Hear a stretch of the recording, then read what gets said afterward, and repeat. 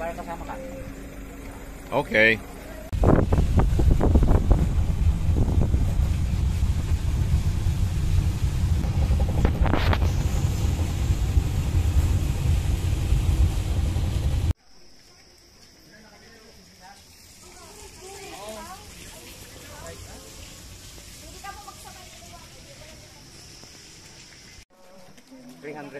meters above sea level itong Bulusan. Ang pangalawang lake, 940. Saan yung pangalawang lake? Neoda, go.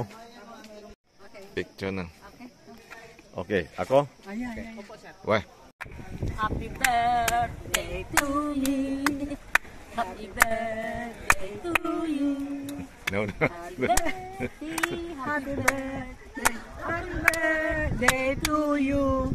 Advance happy birthday. Advance December 30 and December 30. 19 and 30. December 19 and December 30. Happy birthday to you. Ano ka lang? Dito. Ulit. Okay. Dandali. Nagatingin lang. Okay. Wow. Okay. Maganda ito, lake. Oh, ganda ng Ganda. araw. Malilim. Maganda. Ito, malilim? Malalim. Malalim? Malilim ay ano? Yes, How? 78 feet. 78 feet. Wow. Totoo? No, 780.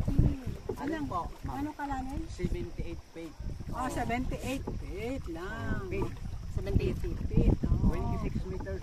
26 meters. Very small. So, ayan lang yan. Opo. 16.40 feet. 16.40. Okay, next time, I will return again to tourist the crater. Okay. The crater. Pero ma'am, dapat po March, April, May, June, July hanggang August. Para walang para palaging clearing ang Bulusan volcano. Tama. Is that video? Hi, we are now here in Bulusan Lake. So thankful. Okay, kayo doon. Makapilang agad tayo sa Seattle. Malami pa silang veterinary. May hot spring pa kami. Hectares pala. This one is Agila. Yeah, Agilan. Philippine Agila.